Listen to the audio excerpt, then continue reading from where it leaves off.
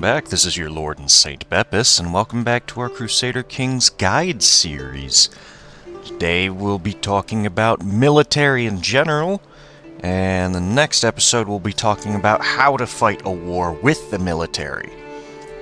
Now, I think it's very important that we distinguish those two, because military in general is just accessing this military tab and learning about what this stuff means. Fighting with the military is an entire beast in and of itself. So, the way military works in this game is it is essentially your final defense. Normally, you can basically go through the game without actually having to fight anybody, simply by doing diplomacy. However, if you can't weasel your way into a situation to get what you want, or you can't get somebody to leave you alone through diplomacy, you can always fight a war over it. It's also the main way most people think about when they think about acquiring land, because it's the fastest. If I wanted to, say, inherit West Francia, I would need to have the heir marry one of my kids, and then do some convoluted stuff all the way through to make sure that whoever they put on the throne is also whoever inherits the throne over here. It's very convoluted, it's not very fast, takes a lot of time to set up, but you can take an entire country in one go instead of having to do multiple wars, where you have to fight somebody, wait for the truce to end, fight them again, wait for the truce to end, and only take small bits of land each time. But regardless, we're going to be talking about war and how you get it to work for you. So, all the different soldiers you can get in the game. If I select Create Men-at-Arms Regiment, this is the only ones I can get as an Anglo-Saxon. This is all the troops I can get. However, depending on your culture, you can get different troops. For example, because we have herds, we can recruit Huscarls. These are a different type of armored footmen. So that you have the standard armored footmen right here. This is their stats. Huscarls, this is their stats. They're just better.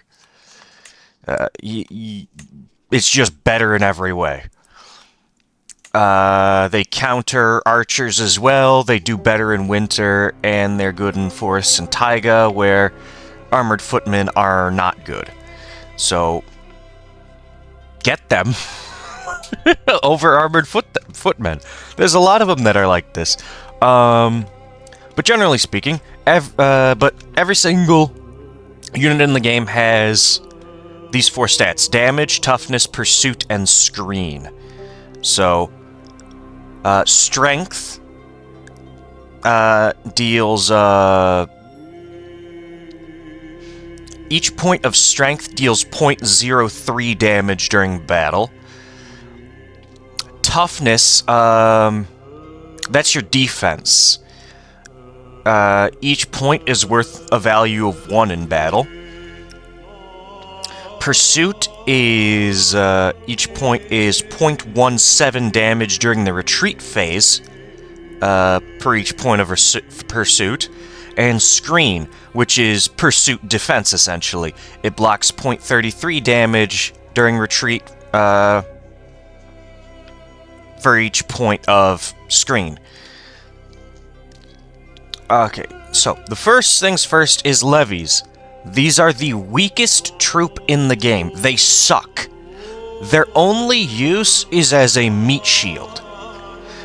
Essentially, if you have an army that is bulldozing over you and your men-at-arms can't stop, you bring in the levies to basically act as an excessive amount of meat shields for your men-at-arms to actually get shit done. Because each levy They don't do shit for damage, but they got 11.5 defense. And they don't counter any types, and they're not good on any terrain. They're essentially...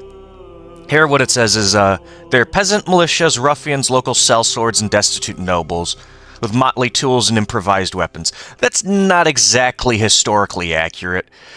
Levies were, in history, levies were people who were requested as part of their taxes to perform in the military. So when England went to France, they would call up the levies, and the levies would basically be, they'd have a tax officer go into every single village on the continent, and they would go through. This town has a tax of, I don't know, let's say 40 gold coins. They pay, let's say, 10 of them in money, and the other 10 worth of gold coins is provided through labor, public works, and levies. So, this isn't entirely true. Peasant militias, ruffians, local sellswords, destitute nobles. Kind of, but not really. Equipped with motley tools and improvised weapons. Sometimes it depended on... I think it really depended on how poor the kingdom was. Because usually they would get provided with tools, or they were told to buy weapons.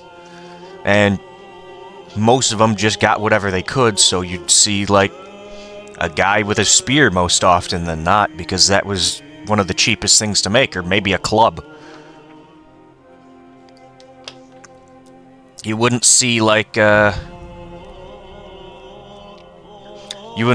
anything, too impressive, like a bow or a sword. It was just whatever they could get.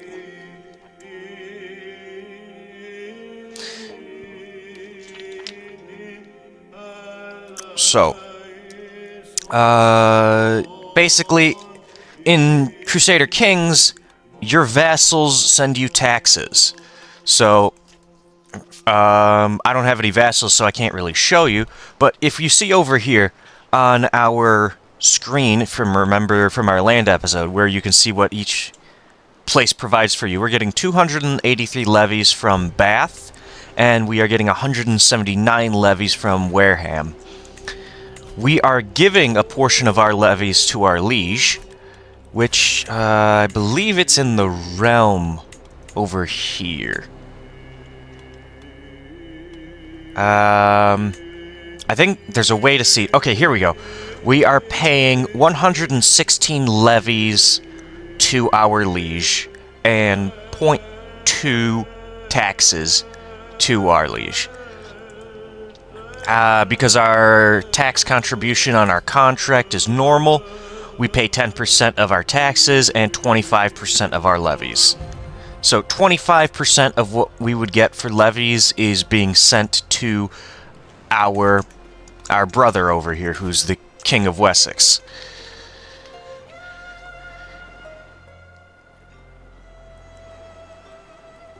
Now, let's see here. They're super cheap levies. I'm still talking about levies. They cost 3 gold per 1,000 troops. So, we wouldn't... When we raise these levies, they don't even cost us any money. They cost us... don't cost much money. So these guys right here, these 400, they would cost us $1.50, not even. But they do not cost you anything when they are not raised. That's I guess the only other benefit to levies. Because your men-at-arms here, they cost you some amount of payment, because these are professional soldiers. You're paying them year-round. Okay, so... yeah, next, men-at-arms. Might as well.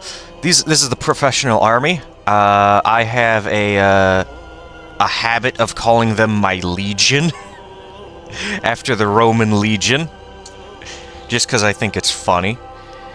even though by the end of the game, if you do this correctly, your men-at-arms will way outnumber a Roman legion total. And you can basically make it however you want. They're not like levies. You can pick and choose what you get. Like, if you want to have the siege weapons, you just pay a down payment of cost.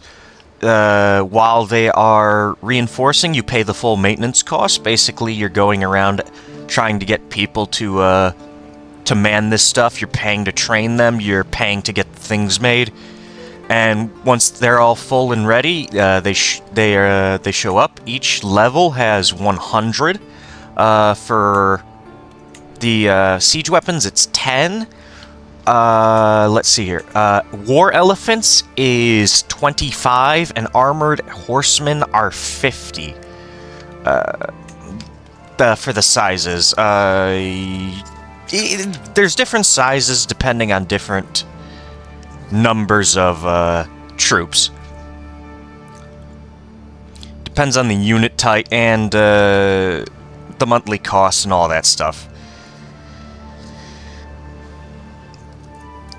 Basically, there are so many troops in this game that you can get. Like, I mentioned some elephants and such, but like, if we go over to the steppes, like the Khazars here, they got horse riders and horse archers, IR, different name for heavy infantry, Druzhina.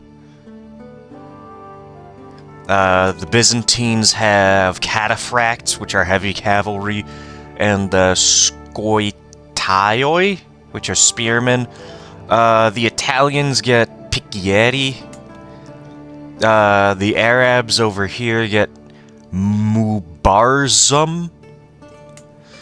The Indians have lenkas, which are a different type of heavy infantry. There's war elephants over here in Pratihara. Look at that damage.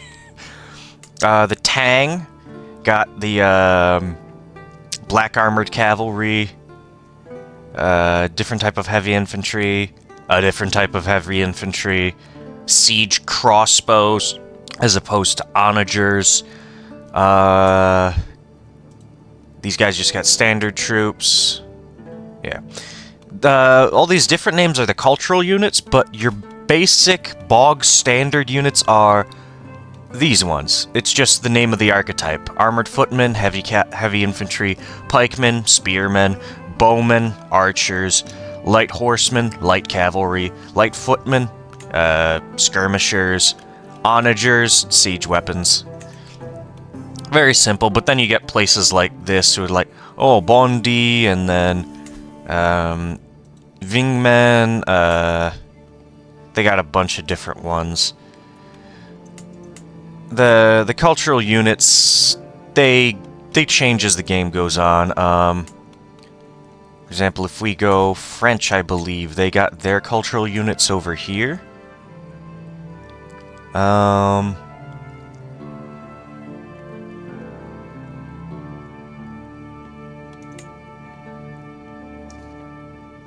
that's Italian.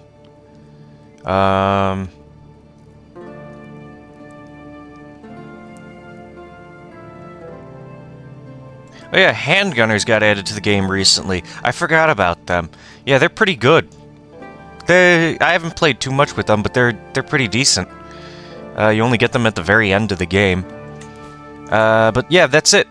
That's it for which unit types they are. Basically, whatever army you want to make, basically, there's a counter system, so, like, you can either hyper-specialize, or you can spread out your troops through a bunch of different ones. I think hyper-specializing is the way to go, but that's just my opinion. Sometimes spreading it out can work. Depends on who exactly you're fighting. I've started to like hyper-specializing a lot more recently. But every type of men-at-arms counters a different type, so archers counter skirmishers, spearmen counter cavalry, except for archer cavalry. But basically, the damage is dependent on the size difference of the two countering. So, in a 1-to-1 ratio, you will lose 45% of your damage. And if it's 2-to-1 ratio, you'll lose 90% of your damage. And depending on various other factors like where you're fighting and all this other stuff, this math, I pulled this from the wiki. There's different modifiers, can be modified as high as 2 times or as low as 0.5, so you could end up with 90% effectiveness at a 1-to-1 ratio instead of a 2-to-1 ratio, and you can end up with a effectiveness of 22.5 at a 1-to-1 ratio instead of a 45%. Which I believe is the size. So, like, if you only got like 100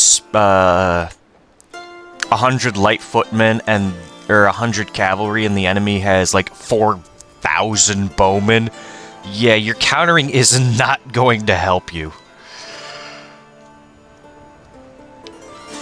Alright, next, knights. These are your most important unit. So, each knight, they're actual characters. They're not like these guys who are just unnamed people. Each knight is an actual character. So, let's see here. Oh, here it is. I got lost on my script thing. Each point of prowess that the knight has will give them 50 damage and 10 toughness at 100% knight effectiveness.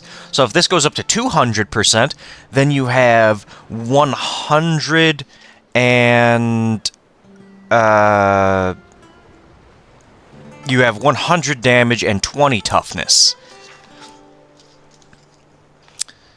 So the real downside to knights is you can only have so many of them at a time. Like, we can only have 6. If our martial skill was higher, we could have even more. It would also increase with our prestige. If you remember, we talked about prestige. There's a diplomacy perk that you can get that'll increase it, which is this one. A life of glory, level of fame, impact 100%. There's a martial perk that gives you another 4. Yeah.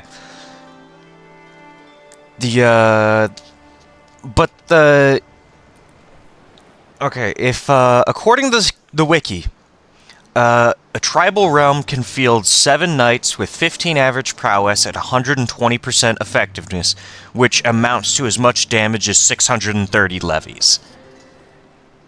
For 7 troops on the battlefield. Yeah.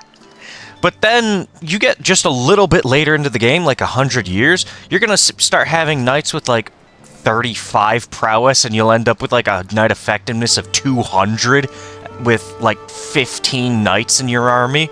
Like, somebody's gotta run the calculations for that, but that's absolutely ridiculous with how strong that is.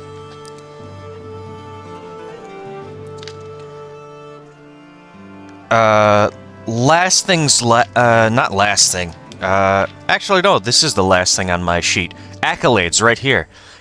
This is a bonus that you can get, and oh boy, I already see what I like. This is a bonus that a knight can have. Basically, you take a knight, you give him an accolade for, like this attribute up here, and this attribute down here. So, Valiant, the top one is always inherited to the next knight after this one dies. This is basically a position you're creating. This knight will be, this position will be known as whatever you type in here, Fiercest of the Catholics. Valiant is my personal favorite. Basically, if this knight is fighting in your army, that army gains 10% damage automatically. At rank 5, that will increase to 30% automatically, and your Gloryhound vassals will like you by 25. Which is incredible. It is ridiculously incredible how good this is. So, I am going to get that Valiant right now, but if there's any other traits you can get, you can change the primary accolade here if the knight is eligible for them, and you can change the secondary one there. But we're going to create the accolade here, and then we need a successor. So, in order to get Valiant, in order to have Valiant, the knight's prowess must be above 8, and they must have the trait Brave, Berserker, or Reckless. So, we don't have anybody in our court. Now, you could go out and find one, or you can pay a 75 prestige cost and seek for one on your own. And have the game automatically generate you one after a couple of days. Just like how you can get knights in this game by clicking Knights and Accolades, hitting Invite Knights, and after 150 prestige, you'll send out a herald. It'll summon a bunch of knights with 12 or more prowess. It'll give you 3 of them. And there'll be a little notification that pops up, and you'll have to hire them. But if you're going to start like I am, with Alfred, you get a randomly generated amount of men-at-arms. I'm going to get rid of the pikemen men-at-arms, and I'm going to swap them for onagers.